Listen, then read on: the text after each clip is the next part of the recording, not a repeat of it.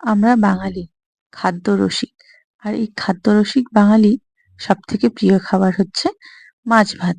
আর তার মধ্যে যদি থাকে এই ভেটকি মাছের কাঁটার চচ্চড়ি তাহলে তো আর কোনো কথাই হবে না। তাহলে দেখতে থাকুন আমি কিভাবে এই ভেটকি মাছের কাঁটা চচ্চড়িটা তৈরি করছি। রেসিপিটা ভালো লাগলে অবশ্যই লাইক, কমেন্ট, শেয়ার করতে একদমই ভুলবেন না।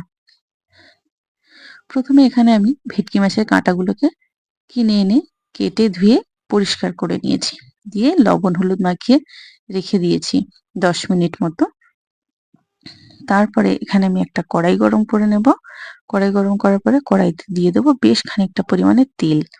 তেলটা কিন্তু একটু বেশি পরিমাণে দিয়ে মাছটাকে ভালোভাবে ভেজে নিতে হবে।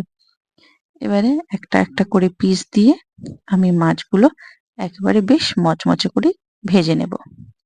মাছগুলো সমস্ত এখানে ভাজা হয়ে গেছে। এইবারে এটাকে রান্না করার জন্য নিয়ে যাব। এখানে কিন্তু আমি আর অন্য কোনো সবজি ব্যবহার করছি না। শুধু মাছের কাঁটা চচ্চড়ি মানে মশলা দিয়েই এটা রান্না করব। কড়াই বসিয়ে নিয়েছি। কড়াইতে দিয়ে দিলাম তেল। এবারে এটা রান্না করার জন্য সুগন্ধি হওয়ার জন্য এখানে আমি ব্যবহার করছি গরম মশলা আর ২ টো শুকনো লঙ্কা। গরম মশলা দিয়ে সুন্দর একটা গন্ধ, ভাজা গন্ধ বেরোলে এবার এখানে আমি দিয়ে দেব পেঁয়াজ, কুচিয়ে রাখা পেঁয়াজ। এখানে আমি ৩ টে মতো পেঁয়াজ ঝিরি করে কুচিয়ে নিয়েছি। তারপরে এটাকে ভালোভাবে একটু কষিয়ে নেব। আর এটা কিন্তু আমি জল ছাড়াই রান্না করব। আর এই ভেটকি মাছে কিন্তু তেল থাকে। আপনারা চাইলে তেলটা অবশ্যই নেবেন। এখানে কিন্তু আমি তেলটা নেইনি। তেলটা নিলে কিন্তু বেশ ভালো তৈলাক্ত হয়। বেশ খেতে ভালো লাগে। এবারে আমি এখানে দিয়ে দিলাম কয়েকটা কাঁচা লঙ্কা। কাঁচা লঙ্কা দেওয়ার পরে একটু ভালোভাবে নেড়েচেড়ে নিয়ে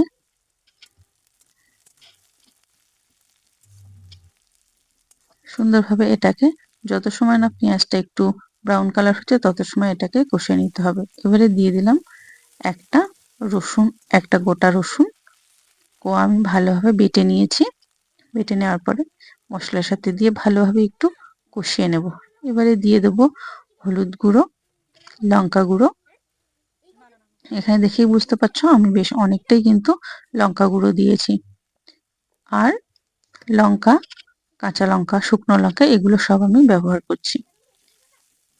বেশ তরকারিটা কিন্তু বেশ ঝাল হবে। আর গরম গরম ভাতের সাথে কিন্তু খেতে দারুণ লাগবে। এবার এখানে ২ টো টমেটো আমি স্লাইস করে কেটে নিয়েছি। কেটে নিয়ে ভালোভাবে মশলার সাথে এটা মিশিয়ে নেব। ওপর থেকে এবারে দিয়ে দেবো সামান্য পরিমাণে লবণ। কারণ লবণটা দিলে কিন্তু টমেটোটা খুব তাড়াতাড়ি গলে যাবে।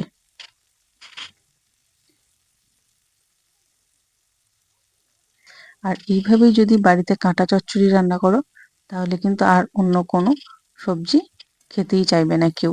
তার জন্য আমি যেভাবে বানাচ্ছি এইভাবে অবশ্যই একবার বাড়িতে কাঁটা চচ্চড়ি বানিয়ে দেখো বন্ধুরা।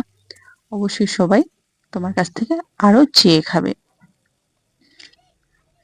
এবারে দিয়ে দিলাম ধনে গুঁড়ো, জিরে গুঁড়ো। দেওয়ার পরে মশলাটা আবার একটু ভালোভাবে কষিয়ে নেব।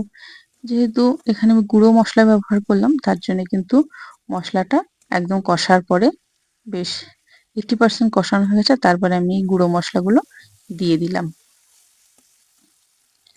দেখো এখানে কিন্তু টমেটো আস্তে আস্তে গলে যাচ্ছে আর মশলা দিয়ে তেল ছাড়তে আরম্ভ করে দিয়েছে। এইবারে কিন্তু মশলাগুলো সম্পূর্ণ রেডি হয়ে গেছে। ভেজে রাখা মাছগুলো এবারে আমি এই মশলার ভিতরে দিয়ে দেব। আর এখানে কিন্তু আমি কোনো জলের ব্যবহার করছি না। যদি আপনারা পছন্দ করেন অবশ্যই জল দেবেন। আমি এখানে একদমই জলের ব্যবহার করছি না। এবার এটা গ্যাসের ফ্লেমটা সিম করে একটু ভালোভাবে এটাকে মশলার সাথে মিশিয়ে নেব। মিশিয়ে এটাকে একটু আমি ২ মিনিট মতো একদম গ্যাসের ফ্লেম লো করে ২ মিনিট মতো আমি ঢেকে রান্না করে নেব। ২ মিনিট পরে আমি ঢাকনাটা খুলে নিলাম।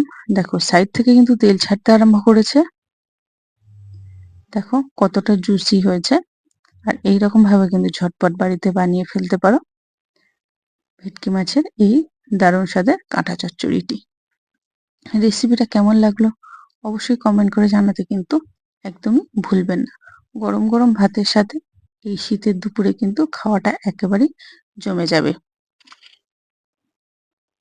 এখানে আমি একটা পাত্রে নামিয়ে নিয়েছি। দেখেই বুঝতে পারছো ঠিক কতটা লোভনীয় ও কতটা টেস্টি হয়েছে। দেখেই কিন্তু সকলের জিভে জল চলে আসবে। তাহলে এইরকম নিত্য নতুন রেসিপি পাওয়ার জন্য অবশ্যই বন্ধুরা আমার চ্যানেলটাকে সাবস্ক্রাইব করে পাশে থাকা বেল আইকনটি প্রেস করে নোটিফিকেশনটা অন করে রাখবেন। তাহলে সবাই ভালো থাকবে, সুস্থ থাকবে। নতুন একটা রেসিপি নিয়ে খুব শীঘ্রই তোমাদের সামনে হাজির